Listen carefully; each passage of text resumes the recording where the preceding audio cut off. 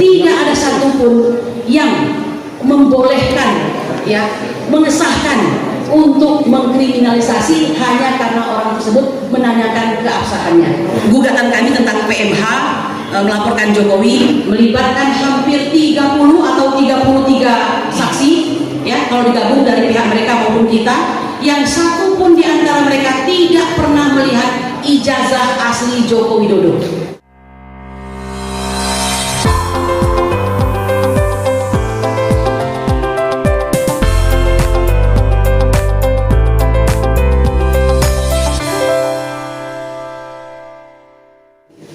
Bapak Ibu sekalian, andaikan membicarakan keburukan pemimpin itu adalah suatu hal yang buruk, maka Allah tidak akan menceritakan tentang Namrud dan Fir'aun dalam Al-Quran. Betul atau tidak?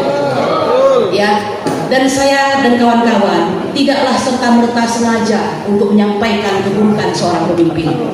Semua itu tidak lain bahwa kami ini suka atau tidak suka, sengaja atau tidak sengaja dipilih oleh Allah Subhanahu wa Ta'ala untuk ada dalam perkara ini. Setuju nggak Bang Rizal? Ya, setuju ya Bang Lawan? Setuju. Jadi Bapak Ibu sekalian, ijazah selembar kertas itu tidak semata-mata tanda kelulusan. Dia adalah tanda legitimasi dari seorang pemimpin, ya, untuk mempunyai akses konstitusional kepada kekuasaan publik, ya. Nah, oleh karena itu, apabila kita menyatakan pertanyaan kita tentang keabsahan dari suatu ijazah itu, seharusnya pemimpin yang bijak tidak akan memaknainya sebagai suatu penghinaan, pencemaran nama baik dan fitnah, ya. Itu adalah merupakan suatu keprihatinan kolektif. Akankah ini suatu kebenaran, keabsahan daripada pemegang mandat tersebut, ya. Bapak Ibu sekalian, dalam teori apa ini, lupa saya saking banyak yang dipikir ini, fiksi hukum, ya, itu ada suatu kondisi di mana kita ini semuanya dianggap tahu keberadaan dan keberlakuan hukum. Terserah Bapak Ibu ini mau lulusan UGM kah, mau lulusan Unsri kah, ya, dan saya lulusan Unsri maksudnya begitu, ya, mau lulusan mana saja dari universitas swasta di Indonesia ini, apakah Ibu lulusan SD, SMP, dan SMA, Anda tetap dianggap tahu akan keberadaan dan keberlakuan hukum. Apalagi jika orang tersebut adalah pemimpin nomor 1 di Indonesia, dalam hal ini adalah presiden misalnya begitu, ya. Dalam hal ijazah ini, jadi permasalahan yang sudah bergulir ini, saya ingin mengatakan seharusnya, bukan hanya seharusnya, sudah pasti 11.000 triliun seorang presiden, mantan presiden yaitu Bapak Joko Widodo, pasti sudah tahu bahwa sesungguhnya hak untuk mendapatkan keterbukaan informasi publik itu adalah hak konstitusional, ya, termasuk perlindungan data pribadi dalam hal tertentu itu boleh diketahui oleh publik. Nah, oleh karena itu, kalau sampai ada suatu laporan terhadap orang-orang yang sedang berusaha, ya, yang sedang berjuang, maka ini kita tanyakan sebenarnya siapa sih yang membisiki ini, kan begitu, ya. Padahal dari kedua undang-undang tersebut tidak ada satupun yang membolehkan, ya, mengesahkan untuk mengkriminalisasi hanya karena orang tersebut menanyakan keabsahannya. Bapak Ibu sekalian, dalam teori hukum itu ada suatu pengetahuan tentang notoire feiten notorius. Ini adalah suatu sikap tentang hal yang negatif. Apa yang negatif tersebut? Yaitu kecenderungan untuk melanggar norma dan kaidah. Nah, mohon maaf saya katakan sebagai orang yang berkecimpung di bidang hukum, ya, bersama kawan-kawan hampir kira-kira 5 tahun di bawah pimpinan Profesor Dr. Egy Sujana Mastal SHMSI yang kebetulan adalah Presiden TPUA. Jadi saya sering menyebutnya Presiden, ya, supaya ini kebetulan ini urusannya dengan jasa Presiden, jadi kita pakai TPUA pakai Presiden aja. Kalau Kang Rizal suka komplain nih, saya kok dikasih wakil presiden gitu, begitu kan. Kalau wakil ketua kurang bagus kan, jadi wakil presiden aja gitu, ya. Jadi Ya, saya ingin mengatakan bahwa luar biasa yang kami hadapi dalam penegakan hukum hampir 5 tahun ini gitu ya, yang diurus banyak sekali, luar biasa, sampai-sampai orang mengira this is about big money ya. Mereka tidak tahu bahwa di bagian bumi bernama Indonesia ini, di sudut kota Jakarta ini, masih ada orang-orang yang tidak hanya bicara uang dalam perjuangannya ya, terhitung ya. Terima kasih ya. Perlu diketahui hampir 5 tahun kami bersama-sama ya. Saya ingat sekali, saya ikut itu dalam periode masih ada Ustadz Aka di situ. Aka tahu nggak siapa? Ahmad Hosinuddin ya. Ada siapa lagi itu? Bang Azam Khan. Nah, kalau ini selalu ada di setiap periode nih. Bang Juju Purwantoro. Of course ada Bang Profesor Egi selaku ketua begitu ya. Siapa lagi? Bang Damai Hari Lubis yang sering dikenal dengan DHL itu. Jadi dia niru-niru KD gitu ya. Kalau Gus Dayanti disebutkan KD, dia DHL gitu ya. Ini orang-orang hebat semuanya. Dan saya berterima kasih karena diberi banyak kesempatan untuk berbakti di dalam bidang hukum tersebut. Kami memulai dahulu dengan perkara menggugat PMH. Ini lagi-lagi hubungannya selalu Pak Jokowi sebenarnya. Mungkin itulah akhirnya kami dilaporkan juga begitu. Dalam hati ini bandel nih orang melaporkan saya, selalu saja mempermasalahkan saya begitu ya. Jadi laporan gugatan kami tentang PMH melaporkan Jokowi 66 kebohongan yang oleh Pak Lizon itu dikatakan bukan 66 tapi 100 gitu ya kan. Nah kemudian juga PMH melaporkan DPR karena kami anggap tidak melaksanakan tugasnya mengawasi Joko Widodo dalam pemerintahannya selaku kepala negara dan kepala pemerintahan. Nah barulah kemudian diselingi itu kami seringkali mengurusi para ulama kita yang dikriminalisasi. Jadi tujuannya kemudian urusannya ini pasti soal kriminalisasi, kalau tidak kita menggugat ketidakadilan itu sendiri begitu. Nah barulah pada tahun 2023 saya ikut yang menggugat ijazah Jokowi ini bersama-sama dengan tim ini juga ya, perkara 610 yang sesungguhnya sudah didahului sebelumnya perkara 592, di mana perkara tersebut dicabut, artinya kami tidak lanjutkan karena mempertimbangkan kondisi bahwa Bambang Trimulyono bersama Gus Dur saat itu ditangkap. Ya, bagaimana orang mau memperjuangkan kalau orangnya ditangkap? Ya kan? Bagaimana para kuasa hukum akan mengupayakan bukti-bukti jika mereka dipisahkan dari si pengadunya sendiri kan begitu? Nah, perkara itu pun berubah menjadi perkara pidana yang pelaksanaan sidangnya itu terjadi di Solo, Surakarta ya. Nah di situ kebijakan Bang Egi karena saya perempuan jadi saya tidak diikutkan, jadi biarlah para laki-laki saja karena sama ini supaya biar para termul tahu ya, saking kita ini tidak punya biaya yang katanya bohil-bohil itu, jadi benar-benar membiayai sidang itu sendiri begitu sampai hari ini dan mungkin sampai besok begitu ya insya Allah. Nah jadi perkara itu menjadi perkara pidana yang sama-sama kita ketahui melibatkan hampir 30 atau 33 saksi ya kalau digabung dari pihak mereka maupun kita, yang satu pun di antara mereka tidak pernah melihat ijazah asli Joko Widodo. Dalam persidangan kalau saya tidak salah, kalau saya salah silahkan dikoreksi, bahwa sebenarnya hakim sudah meminta kehadiran Joko Widodo dan menghadirkan ijazah yang dia klaim sebagai ijazah yang asli tersebut. Apa mau dikata?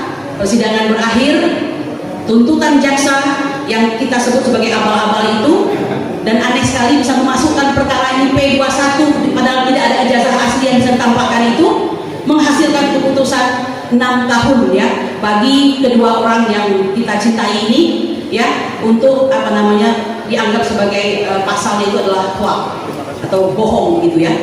Nah kita tidak putus asa, dilakukan banding. Banding itu ini suatu hal yang bagus terjadi ya, walaupun sebenarnya kalau hakim mau melakukan perubahan harusnya perubahan total lah, jangan tanggung gitu ya, atau mungkin karena Jokowi masih berkuasa begitu, jadi pasalnya berubah menjadi pasal kebencian ya, sehingga keputusan yang tadinya 6 tahun turun menjadi 4 tahun. Nah kalau dari sini kita melihat berarti kebohongan itu tidak ada, berarti ijazah itu patut diduga memang palsu kan begitu ya. Nah lalu dilanjutkan lagi upaya kita dengan kasasi. kasasi memperkuat daripada banding, ya mungkin hanya itulah maksimal yang bisa dilakukan, tidak mampu lagi membuat itu menjadi tidak bersalah lalu dibebaskan gitu kan. Nah akhirnya tetap 4 tahun dan mereka menjalankan. Gus Nur alhamdulillah sudah dibebaskan, tapi pada hari ini Bang Tri masih bercokol. Ya, kita tunggu nanti prosesnya, karena dari pihak Bang Egy sendiri ya saya lihat sudah mengutus orang untuk menjenguk beliau. Apa yang terjadi ya kita tidak tahu, inilah kekuasaan yang ada pada saat ini. Semoga segera diselesaikan. Bapak Ibu sekalian, kami tidak putus asa. Kami lanjutkan menggugat di Pengadilan Jakarta Pusat kembali, melihat celah bahwa ini ada perubahan pasal dari pasal hoak tadi menjadi pasal kebencian ya. Berarti kan tidak terbukti yang hoak tadi itu begitu. Lalu kita mendaftar dengan perkara nomor 610, dan seperti biasa ini hanya mampu hakim itu menelurkan keputusan NO. Jadi dari dulu kami bersidang, jika Anda berhadapan dengan penguasa, NO itu nampaknya sudah merupakan apa ya, kalau kita katakan itu udah paling bagus lah begitu. Nih on fund yang artinya tidak bisa diterima ya, dengan alasan ya ini kompetensi begitu ya, bukan di sini bro gitu, kamarnya lain begitu. Padahal kita tidak bicara soal misalnya basiking, bukan bicara keputusan-keputusan pemerintah, bukan. Ini perbuatan melawan hukumnya itu yang kita permasalahkan begitu. Bapak Ibu sekalian, dalam kondisi ya katakanlah dalam hati ini patah ya. Ini apa lagi sih yang mesti dilakukan untuk menegakkan kebenaran dan keadilan, sementara 2 korban ini harus menjalankan pidananya. Ternyata pimpinan kami, Presiden TPUA Bang Egy Sujana, kemudian juga Bang Rizal Fadila, ini memang orang-orang yang bandel tanda kutip ya. Mereka tidak putus asa ya. Akhirnya tetap juga mengajukan pelaporan ke Barreskrim. Pelaporan ya, bukan Dumas. Pelaporan seharusnya. Karena kita melaporkan tentang delik umum ini, yaitu suatu pemalsuan, ya kan? 263, betul ya Bang ya? 263 dan 266. Ya, itu ke Barreskrim. Saya bertanya karena waktu itu saya mengurus ibu saya yang kebetulan akhirnya meninggal di Curug. Saya tidak ikuti itu, tapi kepada Pak Arief, salah satu yang bersamai pendaftaran daripada pelaporan tersebut, mengatakan hampir 8 jam dipimpong kemana-mana ya, kembali terulang. Menyedihkan sekali, para pencari keadilan ini sulit sekali mencari keadilan ya kami pahami, mungkin polisi dilematis kalau diterima ini laporan, ini menyangkut orang yang sedang berkuasa atau baru saja berkuasa dan kekuasaannya masih ada begitu. Bukan hanya tanda-tanda kekuasaannya, tapi clearly karena lebih dari setengah menteri itu adalah masih miliknya ya, bahkan orang di Barreskrim itu masih orangnya gitu ya. Padahal kalau kita maklumi, seharusnya saya lihat Pak Sigit Listio ini kan yang paling lama menjadi Kapolri ya kan, ya kenapa masih terus dipertahankan? Harusnya berganti kepemimpinan, berganti pula Kapolrinya. Ini bukan semata-mata soal sentimen, bukan, tapi soal merit ya, bahwa harus ada pergantian, regenerasi dan segala macam ya. Harusnya orangnya yang dipilih Pak Prabowo dong ya, the man behind gun gitu. Jadi orang yang di samping senjata itu adalah orang yang menggunakan senjata, maksudnya adalah orang yang dibutuhkan oleh presiden. Jadi ini nampaknya presiden kita masih penuh tepuk seliro kepada orang yang dihormatinya ini begitu. Wallahu a'lam bishawab. Nah Bapak Ibu sekalian, kami ingin memberitahukan, kami ini tidak pernah mengenal secara pribadi kepada Bang Roy Suryo, Ibu Tifauzia Tiasuma, dan Bang Roy Suryo. Ya, ini semua kembali adalah suatu tanda dari Allah bahwa perjuangan itu belum selesai dan kami dilarang untuk mundur. Tiba-tiba kita kan sama-sama ya, siapapun di antara kita melihat mungkin di channel-channel YouTube seorang laki-laki ya cukup tampan lah, Bang Rismon Sianipar gitu kan, di IG gitu kan, dia menampakkan bagaimana masalah daripada ijazah ini. Kami kaget ya, selama ini kamilah orang yang selalu berurusan dengan ijazah palsu ini, tiba-tiba kami menemukan suatu semangat baru. Ini bukan semangat untuk menjatuhkan, tapi sebuah jalan keluar baru gitu ya. Kalau memang Allah menginginkan berhenti itu perkara ya, tapi tahu-tahu muncullah seorang Rismon Hasihullah Sianipar begitu, lalu muncul pula Bang Roy Suryo dan lain sebagainya. Waktu berlalu, ini tidak lepas kaitannya dengan doa juga ya, luar biasa ini. tanpa disupport oleh pemerintah tetap mencari kebenaran tadi. Ya, saya ingin menceritakan ini biar diketahui apa sih dasarnya mula-mula datang ke Jogja dan ke Solo tersebut begitu. Nah, akhirnya beberapa kali meeting kami berpikir bahwa harus ada suatu gebrakan baru. Kalau Bang Rizal itu menyebutnya final attack gitu ya. Ya, serangan terakhir ini dalam tanda kutip itu bukan menyerang asal menyerang, maksudnya untuk mencari kebenaran ini gitu.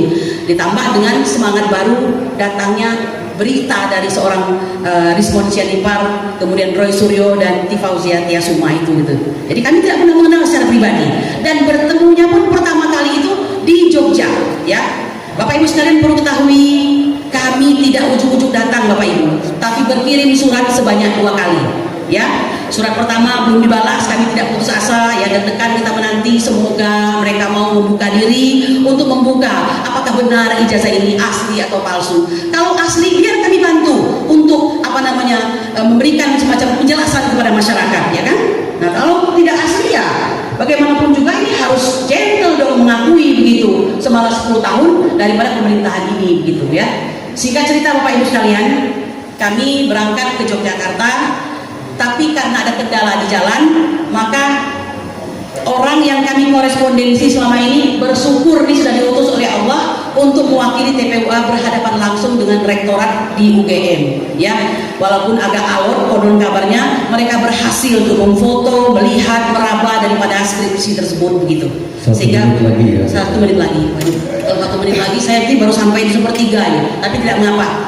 Oke, kita putuskan yang itu. Saya ingin mengatakan demikian Bapak Ibu sekalian, cerita yang ada sudah Anda ketahui ya. The president can do no wrong, ya. Itu adalah hal yang selalu dibuat. Jadi presiden ini bersih dari dosa. Dia adalah makhluk sempurna begitu. Maka dia tidak boleh nampak bersalah. Setiap kali